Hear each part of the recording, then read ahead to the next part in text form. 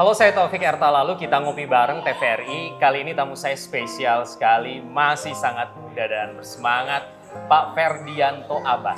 Pak Fer ya, saya sapanya ya. Iya, benar-benar. Assalamualaikum Pak Fer, apa kabar Pak? Waalaikumsalam warahmatullahi. Alhamdulillah, kabar baik. Luar biasa.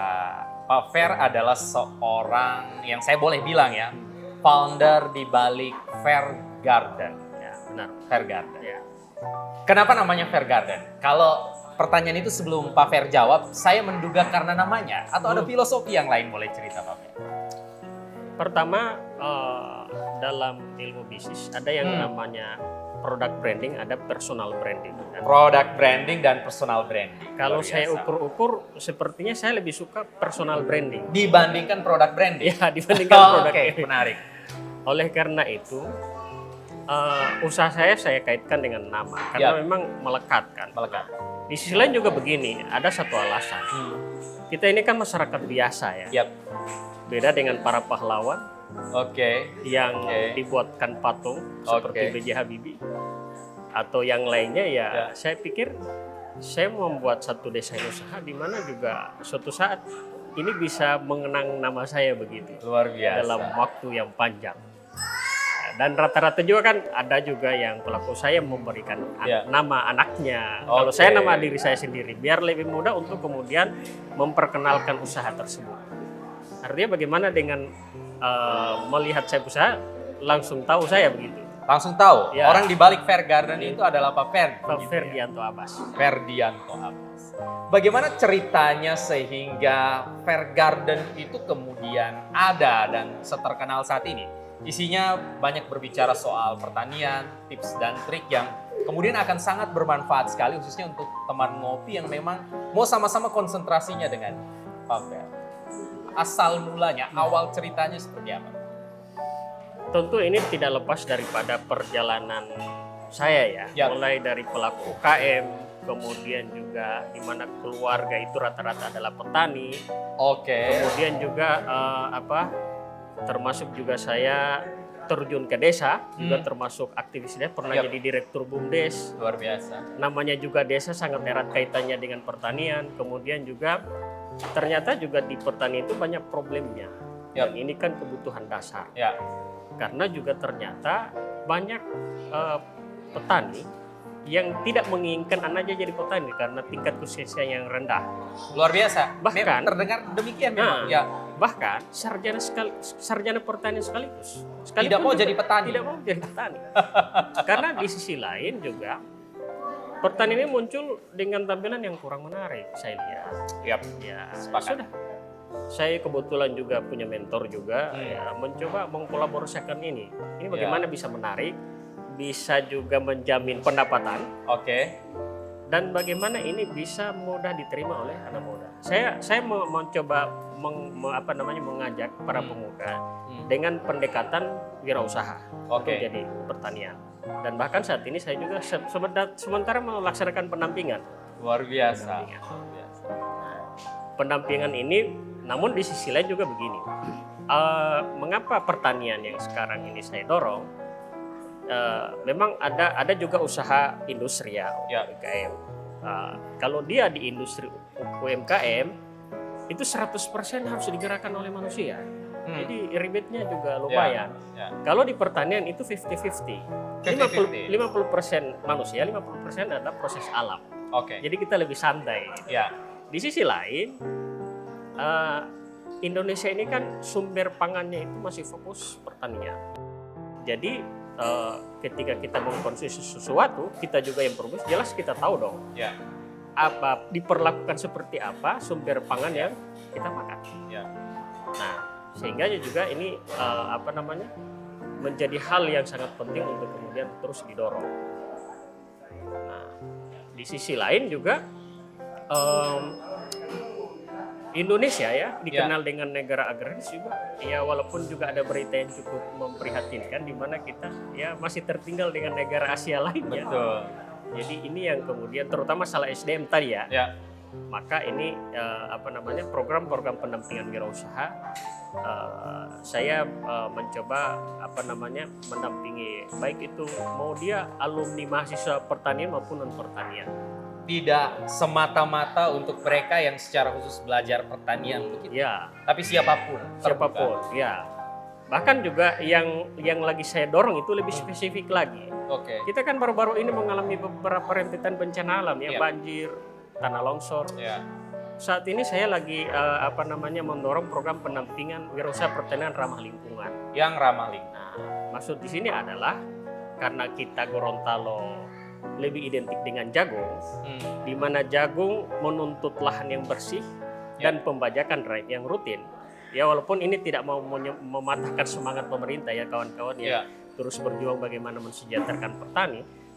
Namun juga kita perlu memperhatikan bahwa dengan konsekuensi daripada lahan bersih dan pembajakan rutin, apalagi di wilayah dataran tinggi dan perbukitan, akan menimbulkan sedimentasi yang cukup besar, sehingga menyebabkan pendangkalan Danau Limboto, pendangkalan sungai, bahkan rata-rata sungai sebagian yang kalau kita lihat dasar sungai sudah rata dengan jalan, tinggal tanggulnya saja yang ditinggikan. Oleh karena itu, mumpung juga peluang produknya seperti kebutuhan buah-buahan itu masih sebagian diambil dari luar daerah, ini menjadi peluang kita untuk setidaknya khususnya wilayah dataran tinggi ini berupaya menanam beragam tanaman selain jagung tadi. Kan juga banyak, ada juga yang bisa ditumpang sarikan juga dengan tanaman jagung. Jadi tidak hanya terkonsentrasi pada jagung, apalagi saya ingat sekali dulu Gorontalo itu mau di branding sebagai kota jagung. Gitu. Ya. Ternyata tidak begitu direkomendasikan, begitu ya? Kalau jagung, dampaknya ke alamnya memang itu perlu dipertimbangkan. Ya.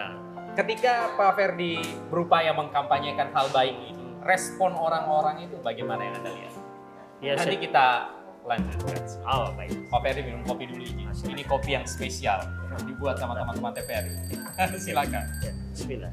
Bismillah.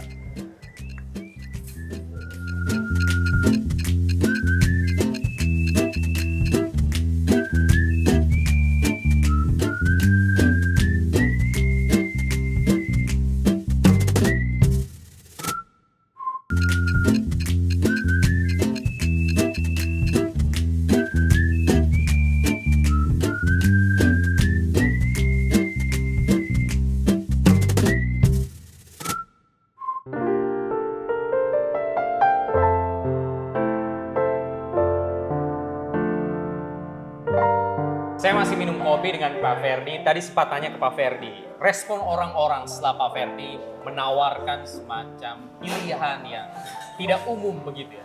Memang rasanya tidak umum karena saya perhatikan kalau dari tempat tinggal saya Pak Ferdi itu dataran tinggi itu rasanya memang so botak. Ya karena ditanami jagung begitu ya. Setelah kemudian Pak Ferdi menyarankan sesuatu yang berbeda, respon orang-orang itu kemudian seperti apa? Oke, yang pertama begini. Tindakan-tindakan untuk kemudian merusak lingkungan ternyata bukan karena orang tidak tahu, tapi memang lebih ke faktor ekonomi. Lebih ke faktor ekonomi. Maka, mereka tahu berarti ya Pak? Iya. Maka solusi yang saya tawarkan tidak lari jauh dari itu juga kan. Menarik. Karena di sisi lain begini, memang juga ada upaya pemerintah lain seperti penghijauan, menanam pohon dan lain sebagainya. Memang itu baik, tetapi tidak menjawab faktor ekonomi masyarakat. Masa kita mau makan ranting kan tidak mungkin kan? Nah ini yang kemudian kita coba dalami. Bahkan juga begini Pak, sekarang itu kan bicara pertanian itu biaya produksinya tinggi. Namun ketika kita membedah alam, contoh hutan misalnya, itu kan hutan itu tetap subur, tidak ada hama penyakit meskipun tidak diberikan pupuk maupun pestisida. Lalu kenapa kita tidak coba mendalami ini agar biaya produksi pertanian kita bisa tertekan? Dan ini yang kemudian develop yang saya mulai rancang dalam kebun saya yang ada di Desa Pone. Jadi awalnya saya tanam jambu kristal, yang kemudian mulai saya lihat lagi kira-kira dengan kebun yang sudah ada tanaman kelapa, jambu kristal ini bisa ditanami apa lagi ya, yang cocok saya kira yang kuat. Nah sekarang mulai saya tanam dengan buah nanas madu.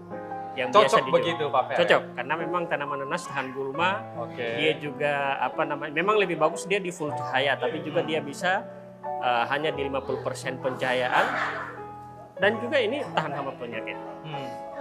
Dengan kondisi lahan terbatas gitu pula kita coba cari yang lain ya. Iya. Misalnya biar memaksimalkan ekonominya ya. Iya. Misalnya ya saya juga pelihara ternak ayam kampung secara liar di situ agar serangga yang ada di situ juga bisa bermanfaat untuk ternak saya gitu. Sebentar, mau bilang bahwa Fair Garden ini sebenarnya tidak hanya melulu soal tanaman begitu ya? Iya. Saya dengar ada ayam kampung di kawasan yang sama. Iya. Begitukah konsep yang memang sebenarnya Anda mau bangun, Pak Fer? Yang kalau kita beri judul ya Fair Garden ini adalah usaha pertanian terpadu dan ramah lingkungan. Jadi Terpadu dan ramah lingkungan. Ya, itu. Tidak terbatas pada hal-hal tertentu saja.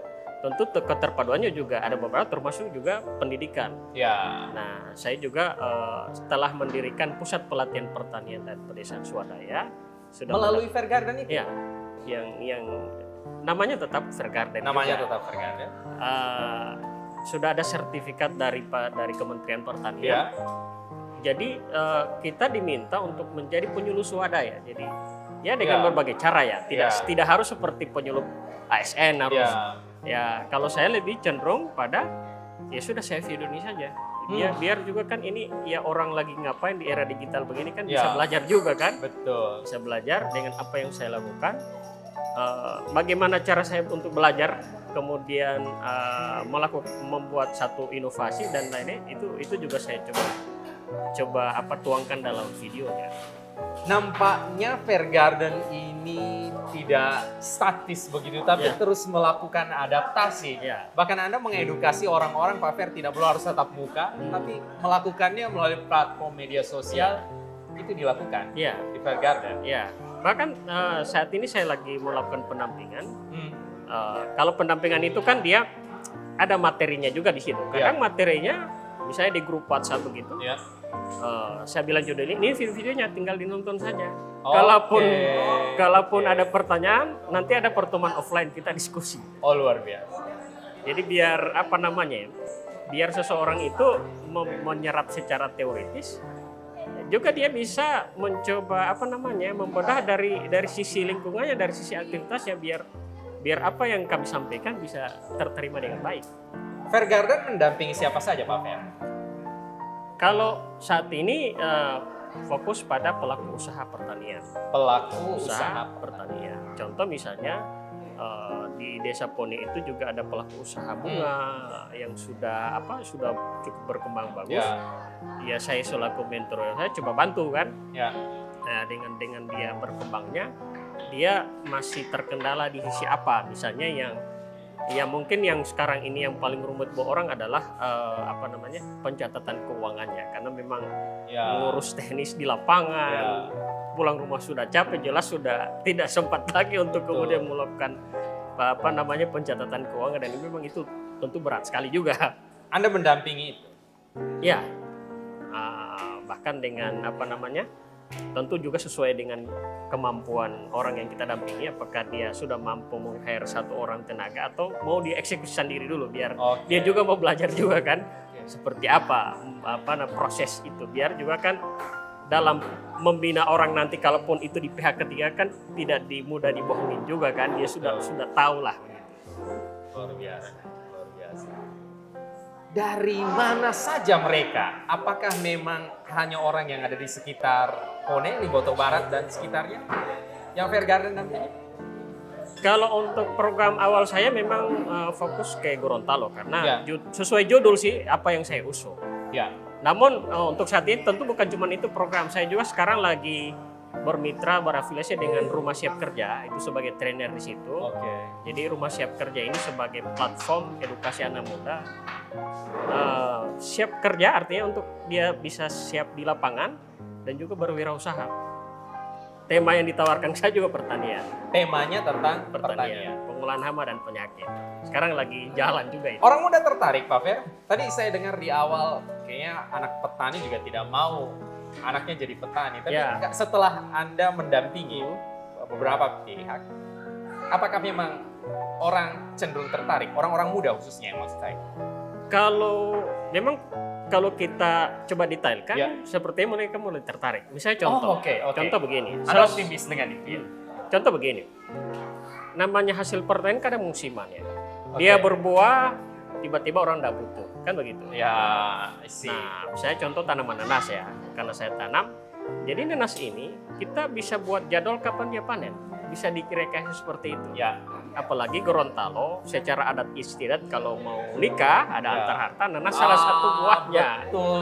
Jadi kalau bulan Saban atau Safar kita Pasarnya, bisa setting, kita setting dia panen raya di situ. Oke. Jadi orang wah dulu mantap kan? Karena Oke. bukan cuma hanya mudah memeliharanya, tapi juga bisa kita setting begitu. Luar biasa. Kita akan lanjutkan Pak Fer minum kopi dulu. Nah, siap. Silakan Pak.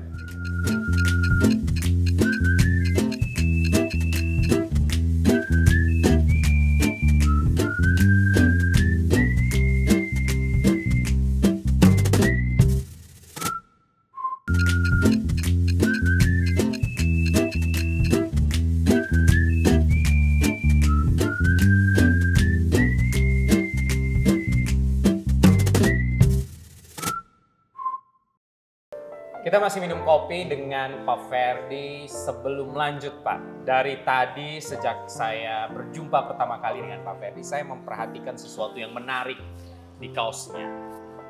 Ada tulisan mentor wirausaha. Saya jadi juga mendengar bahwa Bapak ikut mendampingi mereka-mereka yang tertarik untuk belajar lebih lanjut soal pertanian dan hal yang relevan dengan itu. Mungkin Pak Fer boleh cerita, apa itu mentor wirausaha? Ya, baik. Dalam dunia edukasi memang ada 4 istilah ya. Ada namanya mentor, ada namanya coach, ada namanya trainer, dan ada namanya konsultan. Yap. 4 hal ini berbeda. Yap. Kalau dia coach, dia mendorong seseorang itu menyelesaikan masalah dengan umpan balik, selalu menggali pertanyaan dengan pertanyaan, tentu pertanyaan yang tepat. Betul. Kalau dia trainer, dia membagikan pengetahuan dan skillnya. Ya. Namun dia tidak akan memaksa peserta mengikuti sesuai dengan apa ya. Kalau mentor, dia mentransfer pengetahuan dan keahliannya, juga memastikan bahwa itu dilakukan, didampingi. Ya. Nah, kalau konsultan tadi, dia memecahkan masalah dan dia sendiri yang akan mengeksekusi, pihak ketiga yang akan eksekusi. Ya. Nah, kalau saya posisinya sebagai mentor usaha, jadi membagikan pengetahuan, pengalaman, sekaligus juga membantu dampingan untuk bagaimana mengeksekusinya. Tentu sesuai dengan kondisinya juga di lapangan. Luar biasa sekali. Terafiliasi dengan mana mentor wirausaha ini? Kalau mentor wirausaha ini terafiliasi dengan Supirki Consulting Group. Itu perusahaan nasional, sudah mau go global.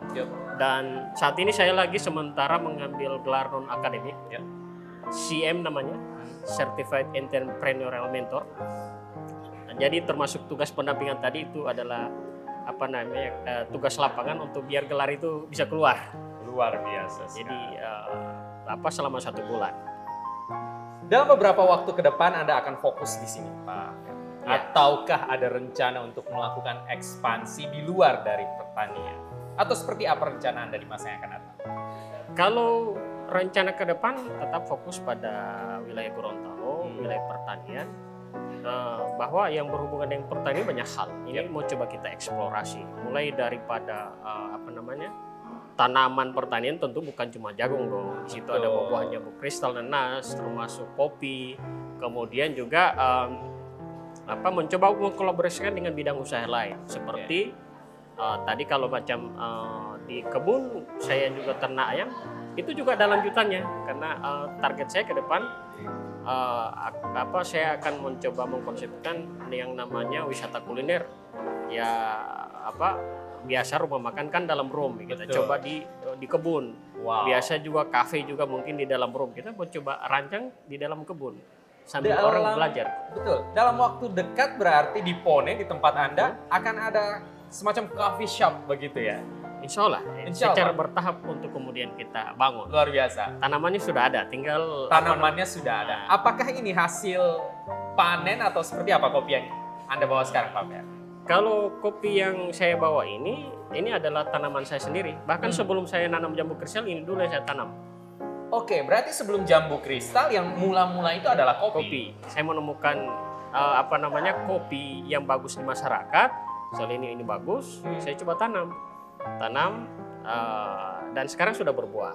Nah sekarang tinggal saya tes saja bagaimana penerimaan masyarakat tentang rasa kopi ini bagaimana.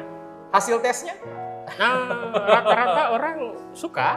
Mereka suka, walaupun dengan alat seadanya saja dulu kan. Jadi kopi saya ini saya merancang juga punya kopi khas nanti di tempat saya, tidak ditemukan di tempat lain. Betul. Gorontalo kalau bicara kopi yang ada di benak saya, Pak Fer, kita akan menyebut beberapa nama. Katakanlah ada kopi Bino. Iya, betul. Beberapa nama juga kemudian muncul. Ini akan jadi kopi apa? Saya sudah beri nama kopi Lopone. Kopi Lopone. Jadi kopi desa Pone itu. Betul. Ditanamnya di Pone. Iya, Pohonnya ada di sana ya, di Pone.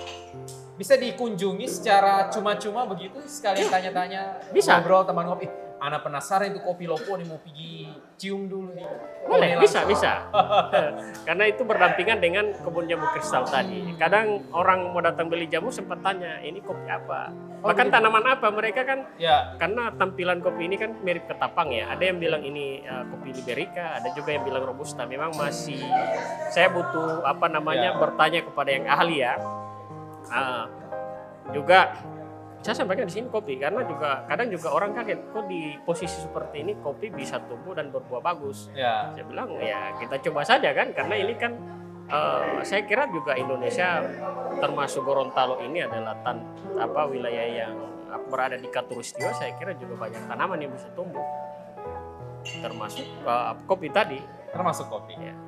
Apa yang belum Anda bocorkan Pak terkait tempat Anda? Kopi sudah, ada ayamnya juga di sana. Rencana akan ada coffee shop, akan ada kafe yang konsepnya ada benar-benar di alam. Intinya kita terus mengembangkan integrasi pertanian ke bidang lain. Ya. Pendidikan termasuk, walaupun pendidikan ini masih bertahap ya, mungkin baru video edukasi dulu, lama-lama bisa jadi tempat pelatihan kan.